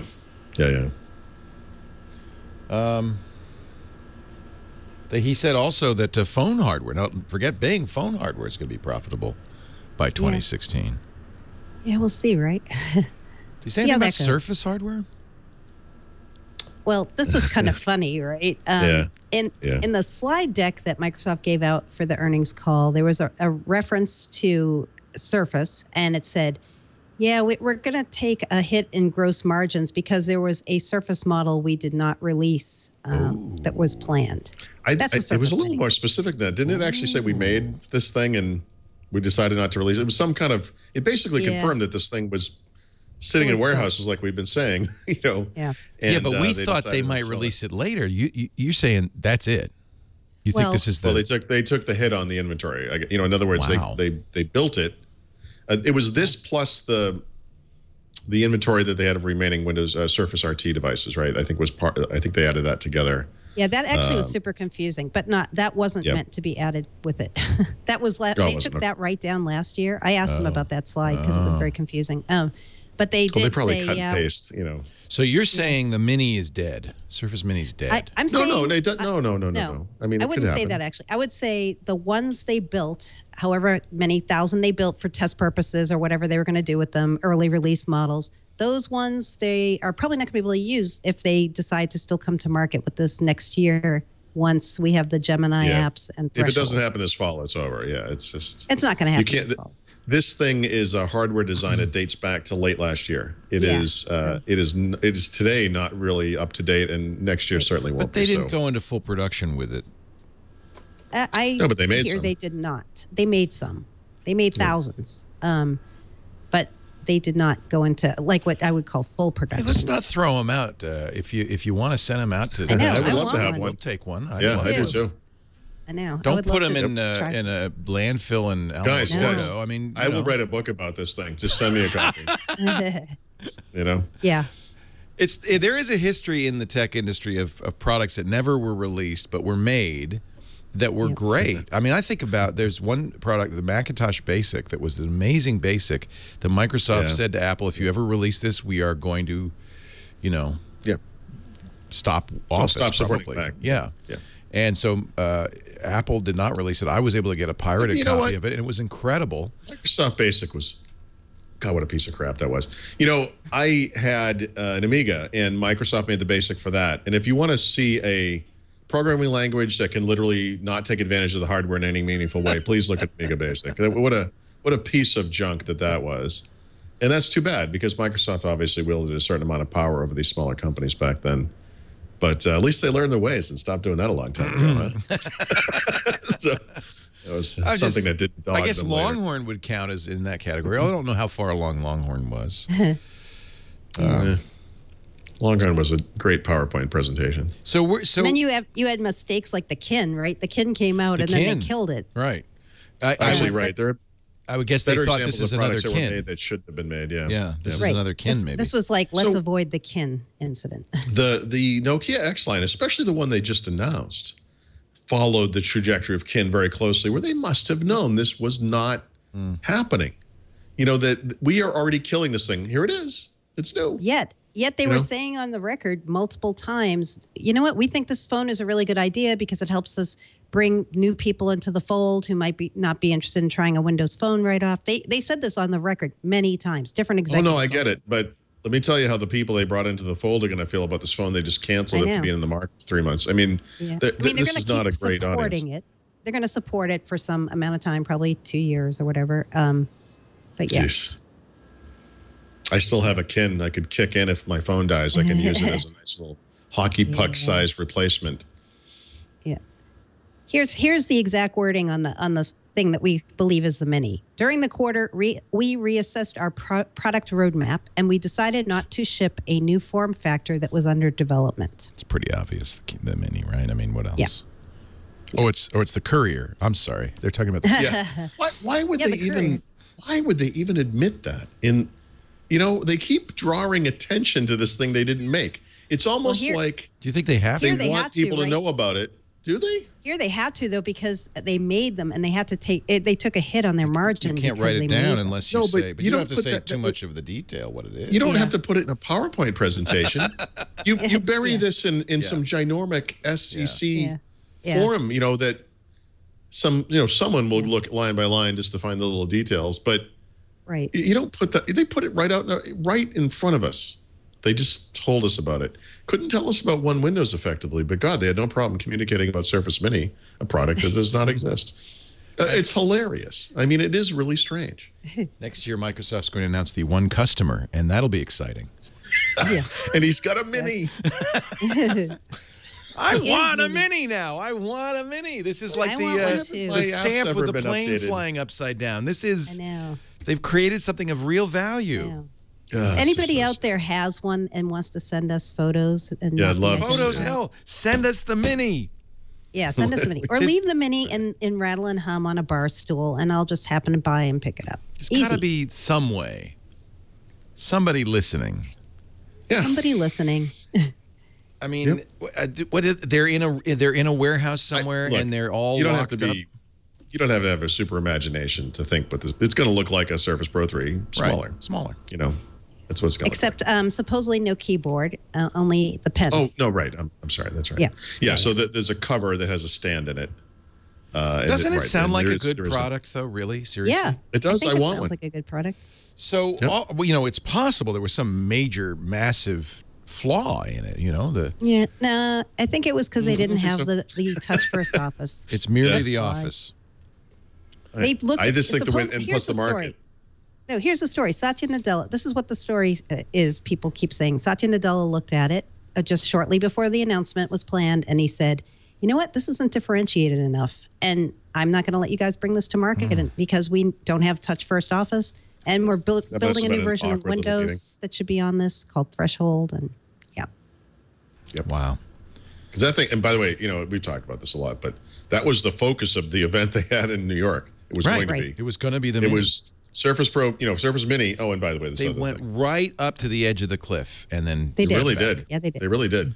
I believe that the models they built were for us. I believe that they built them specifically for some group of internal people, obviously in PR, and for reviewers. I think that's what they built. Well, all we're asking is give us the minis. We won't talk about it. I went to New York to get a mini. I did not get a mini. I want my mini. I'm like the guy looking for a stapler at the end of Office Space. Give it to me. I did not get a slice. Excuse me, I would like a mini. I was promised a slice. My mini. You told me that if I waited, I would get a slice. This place to the ground. Right, I'll burn this place right down. One more story before Paul just turns bright red. Xbox Music. I think we covered it. Joe Belfiore says it's not dead. During the show, that one worked itself out, so I can I'll unwind about that. It's okay. All right, we're going to cheer everybody up with a little video entertainment, and then we shall continue on with your picks of the week, the back of the book. A lot of attention has been paid lately to parody videos, you know, and how exciting they are when you take a well-known song and you make your very own personal version of it. The One Note team, not to be left out. Oh, I'm dreading this. Has done a version of a the song of the summer from last year. Are you ready? Let's do it. Hold me. Away. Oh. Let's start that over one more time. There's Cassie, One Note Master. Patrick, One Note Intern. Nicole, One Note Lyricist. One Note Rock Star. Lyrics, music, can I assume that this follows the actual video in some way? Good. This is the video. No, I mean of the original song. Oh. Well, he's got the afro. Capture that screen with a click, click, friend. Yeah, this is how I work. Kickstand out, arm on the go. All the girls they got to know. Yeah, the cover comes in blue and purple. I know on my surface. I come on my surface. Wait a minute, you're telling me that Satya Nadella killed the Surface Mini but let this go? I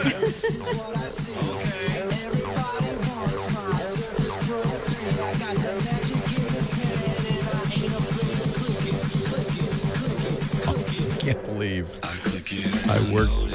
worked so hard to play this.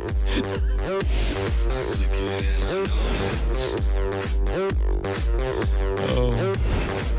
How many of these people do you think are going to get laid off? Yeah. When I'm on the street, You're assuming any of them are still employed. I working late. I click, click, boom with my working aid.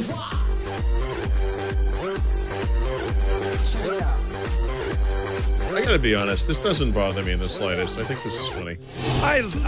It's good. I think they're all interns, so they got to give them something to do.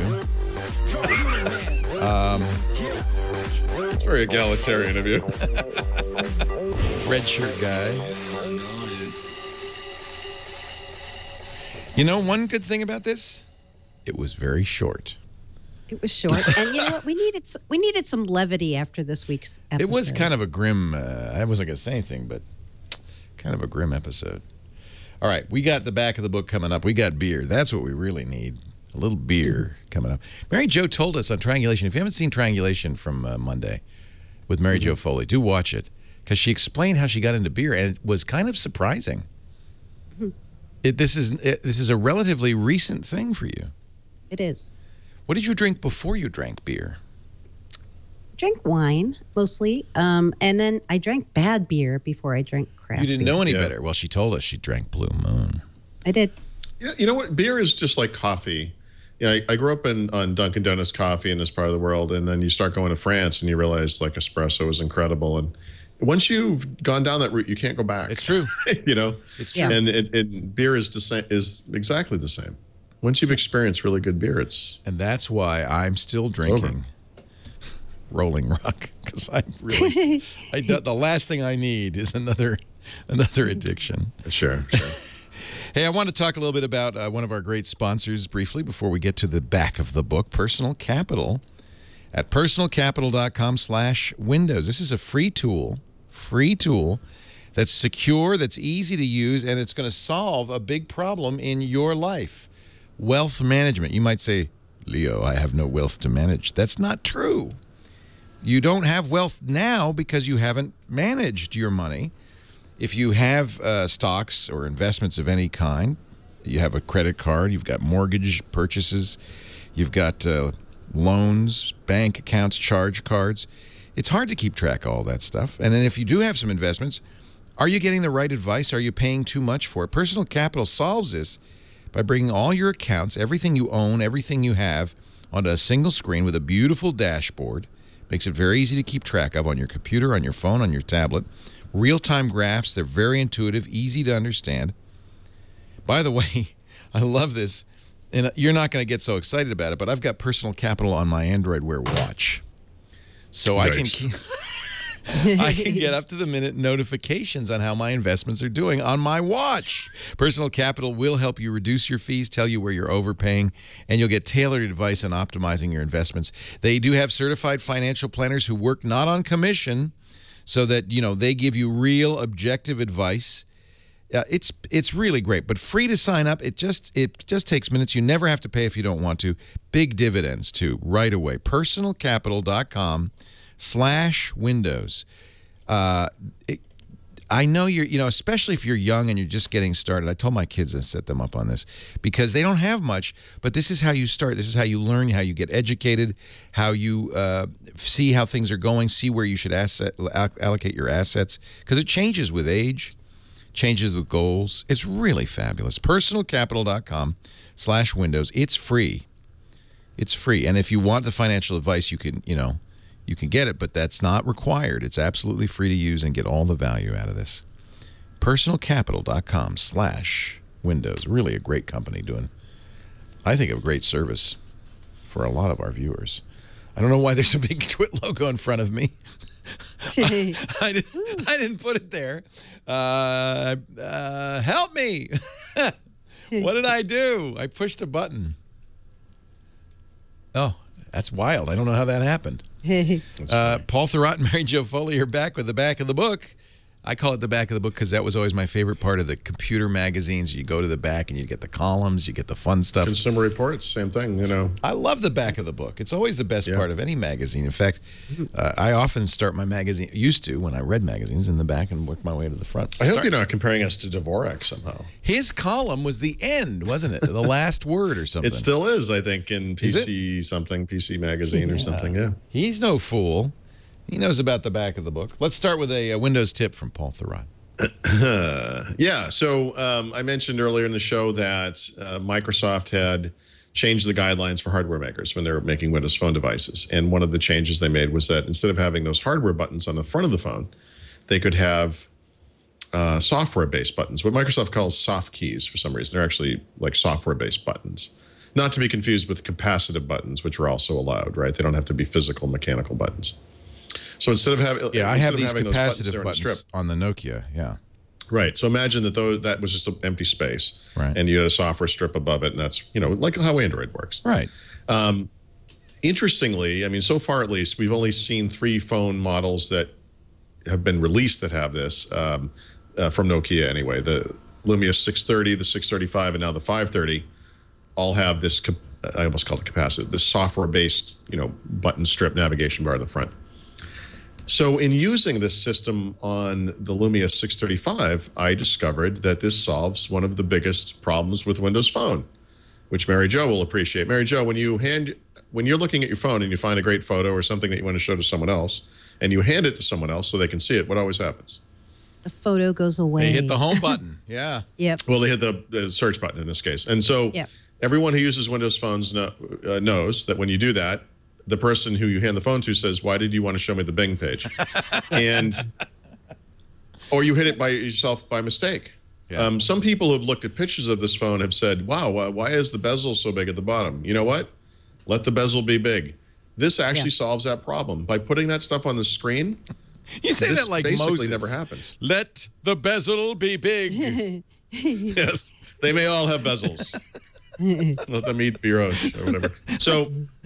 This right now there is no high-end Windows Phone with this, and depending on what carrier you're on, there is no phone that has it yet. But I wouldn't be surprised if we see this more and more, especially with all of those new phone makers that have come board on Windows Phone this year. And so with somewhere between 12 and 15 companies making Windows Phones of all kinds up and down the spectrum, I think what we're going to see are phones that use these soft keys, because a lot of these companies will want to reuse the hardware designs that they already have for Android phones, or just swap them back and forth going forward. I would say again, you don't have a lot of choices now, but down the road when it comes time to upgrade Windows Phone and you want to get a new device, look at these models, because I actually really prefer it. I sort of didn't understand the point of it, and this frankly wasn't the point of it, but now that I see it, and now that I've used it, actually, there is a significant real-world advantage to that. So it's just something to kind of keep track of. Awesome. And if you do have a phone with that thing, it's also customizable. So that navigation bar that has the buttons can be different colors. It could match the accent color. It can match your background color. It could just be black, so it kind of matches the bezel. You have some choices there, too, with how you customize that navigation bar. Yeah, speaking as an Android user, this happened on Android as well, and that's one of the reasons I don't like Samsung phones. They still have capacitive and a physical button. Yeah, that's right. Yeah, you're right. They do. That's true. Yeah. There's been some weirdness in Android, of course, about the button placement and which buttons are there, and they've changed Android so that the menu system is built in and all that kind of stuff. But I think that's why Google did it, is they wanted consistency across the board, and that is really and so that's going to benefit all of us. So whether you're on Android or Windows Phone now, a lot of those devices will be reused between the platforms, and so that's kind of cool. I guess now have 3 software picks, so I'll rattle through them pretty quickly. But on the Windows side, one of those kind of perpetual problems on my laptop, for example, it's syncing. I discovered it was syncing lots of OneDrive that I didn't know it was, because I've recently resuscitated my laptop. There's almost no free space on it. I'm confused by this. I want to run some kind of an app that will show me what that space is. I've often recommended something called WinDareStat, which is a great program for what it is. But in searching for that online, and I couldn't remember the name of it, I came across something called WizTree for Windows, which I guess I neglected to hyperlink for some reason.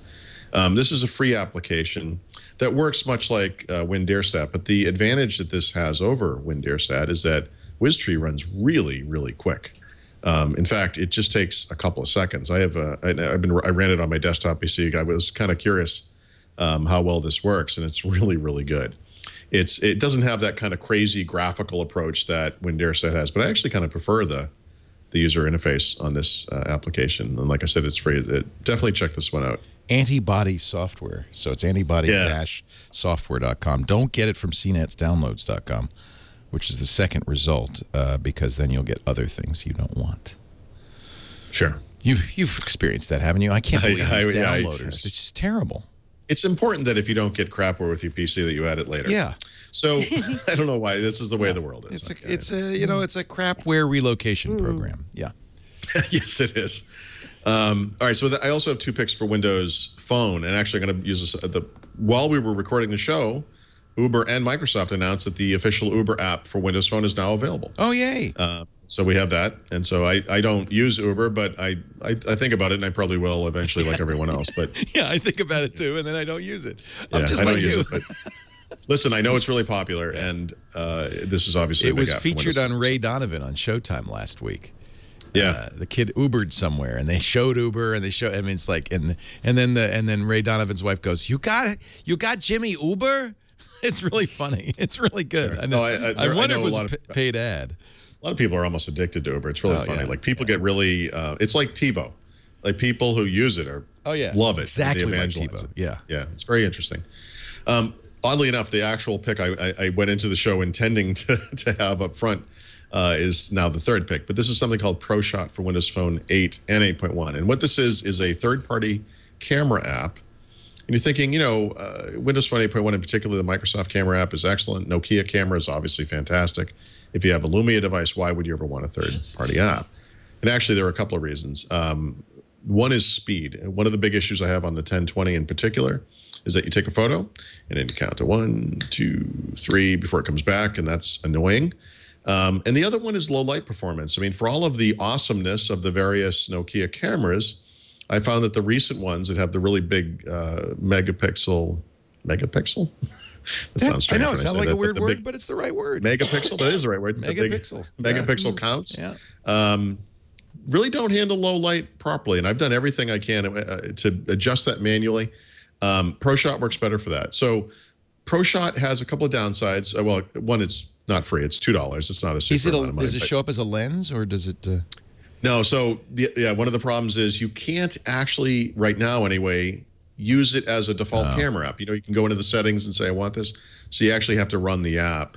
And the third one is the interface is non-standard. So it's going to take you a little while to configure it. It works with the high pixel density on the on the big Nokia cameras, which is great. By default, it's kind of weird. It's got like a 4:3 picture that it takes, and you can go in and change the settings. It does HDR and whatever, but it takes really good pictures at night. It's super fast. And you can also do something where you set up a kind of a unique configuration for the camera, and then you pin that to the start screen. And so maybe you're going to you go to a sporting event or something, and you say, well, I've got this thing I set up just for sports or night shots or whatever it may be. Instead of running the default app.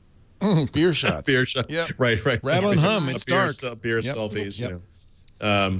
So again, regardless of what kind of Windows phone you have, I think you should take a look at this. And this is a trial version. I think you can try it as well, although it's probably limited by... It's a shame Microsoft fired the programmer who could figure out how to put previews in landscape mode. That does seem like they should have kept Leo, that one guy. can you just turn your monitor sideways so we can see? Can you give me... This is ridiculous. Okay, never mind. That's not good. Not good. They don't really have a good... oh, no. So you can't see it under the... let me lower your lower third. Yeah, so if you look over there at the bottom of the screen, or what would be the right, you get kind of a peek at some of the non-standard kind of shelf UI that they have. But, the truth is any decent camera app on a phone is going to require a little bit of work, right? You're going to have to really kind of figure it out. The Nokia app is no different. If you want anything other than pure automatic shots, you got to kind of figure it out. But this is a really powerful app. And the big deal for me is it's quick. One big deal is the night shot stuff, because I spent a lot of time last week in DC walking around at night, and the default app, you're please, no, please, no, it just doesn't work. And the ProShot app gave me much better results. I'm downloading it right now. That's a good one. Yeah. Thank you for the tips and the apps, Mary Jo Foley. It's time for your enterprise pick of the week. It is, and I kind of passed over this really quickly on last week's show, but I wanted to give it a little more attention. And it's the Azure ML public preview. So Azure ML is the machine learning service on Azure. And last week during the Worldwide Partner Conference, Microsoft announced that the public preview is now live. So before last week, almost no one was able to try out Azure ML outside the company.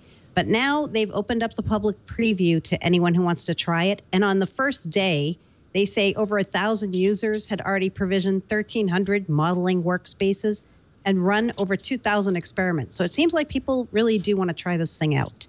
As part of this tip, I also wanted to suggest if you care about machine learning, you might want to bookmark or RSS feed or check out at least the Microsoft Machine Learning blog.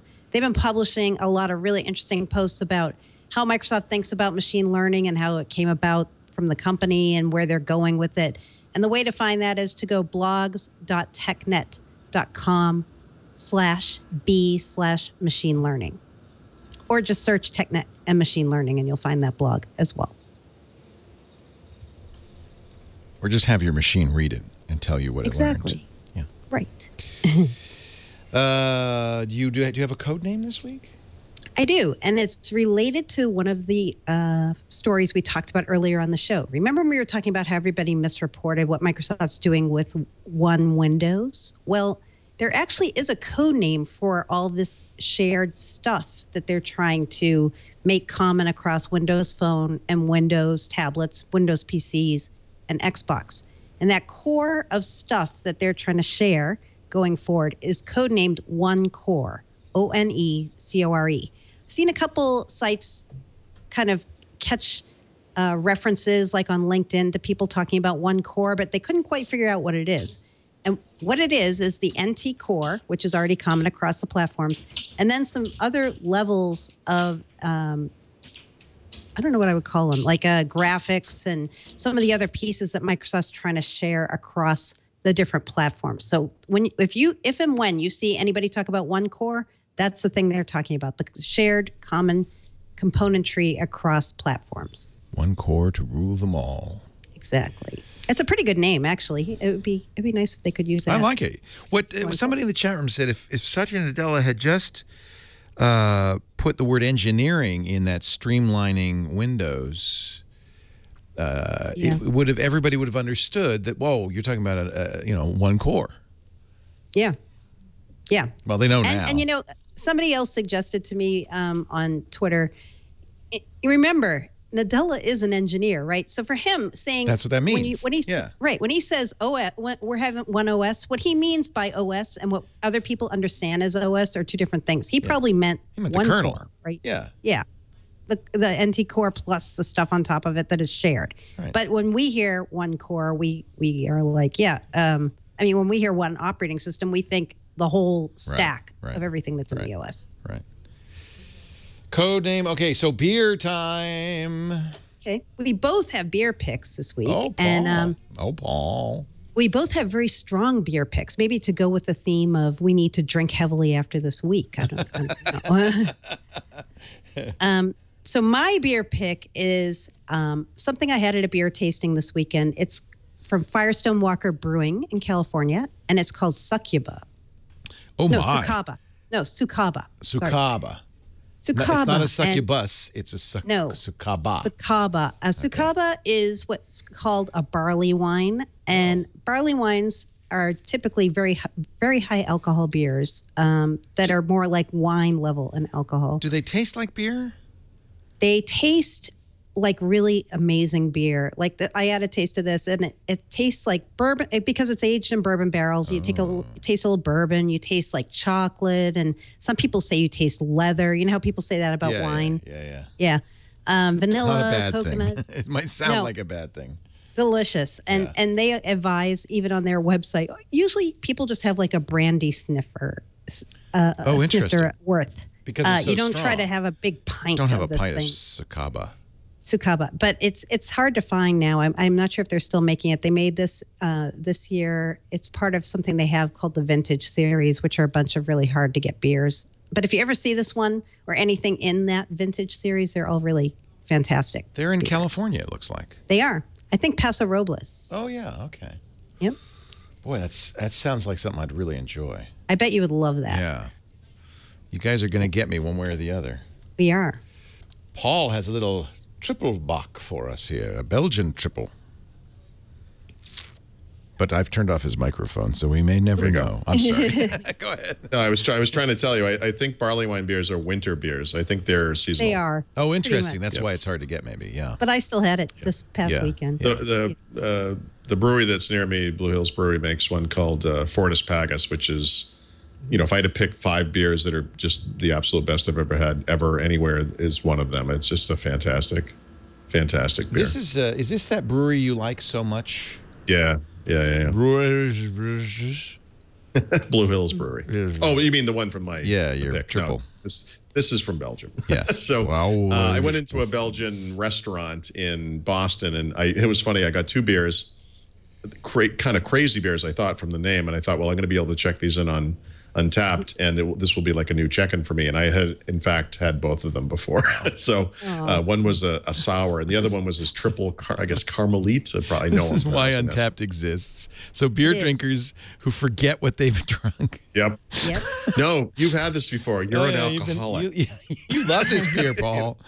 Yeah. How funny. When kind of in keeping with Mary Jo's story about her entry into this, my first entry into kind of craft beer type stuff, as we think of it now, came in the late 1990s in Phoenix when I went to a local brewery that was amazing, and they made a great Hefeweizen type beer. And Hefeweizens are obviously like unfiltered wheat beers, and there's a lot of beer that is like that, like Belgian whites are like that, and this kind of beer, like a Belgian triple, is like that. And I would say that for that kind of beer, where there's kind of a clove or kind of a banana kind of thing going on, or even like a spice to it almost. This is almost the perfect rendition of this kind of beer. And I had spent years after leaving Phoenix trying to find a beer that kind of fell into this category that was a really good example of it. And this is mission accomplished right here. This is fantastic. Lovely. By the way, not hoppy in the slightest. Lovely, lovely. Doesn't have to be hoppy. There are other things. Don't have to be hoppy, no. Yeah. No, it doesn't. Well, you've given me many things to drink and think about. Paul, we've done everything we can. Yeah, that's pretty much it on Windows Weekly. Paul Thurrott is at the Supersite for Windows, winsupersite.com. His latest Windows book is the Field Guide, and I bet you it's the first of many field guides from Paul. I'm guessing. Windows81book.com. Or go to a super site for Windows. That's got to have links to everything. Mary Jo Foley is easy to find, too, allaboutmicrosoft.com. And one more plug for Monday's Triangulation featuring Mary Jo Foley. Learn more about her than you ever thought you could. Or ever wanted to. Or ever wanted to know. Thank you, Paul. Thank you, Mary Jo. Thank you, everybody, for being here. We do it Wednesday, 11 a.m. Pacific, 2 p.m. Eastern Time, 1800 UTC, if you want to be here live. We love it if you are. Occasionally, as we did last week, we'll even answer questions from the chat room. If you can't, though, on-demand audio and video always available after the fact. twit.tv/windows. Oh, I'm sorry, no, /dubdub. We try to use the initials if we can to make it shorter. twit.tv/ww. Or Stitcher, iTunes, Xbox Music, the podcast apps on your mobile device, or our own Twit apps. There's a number of very nice apps for all the platforms, including Windows Phone. Thanks to our developers. In fact, Dimitri Lealin, who did the Windows Phone implementation, really, I think, did one of the most beautiful Twit apps. It's just gorgeous. Thanks for being here. We'll see you next time on Windows Weekly.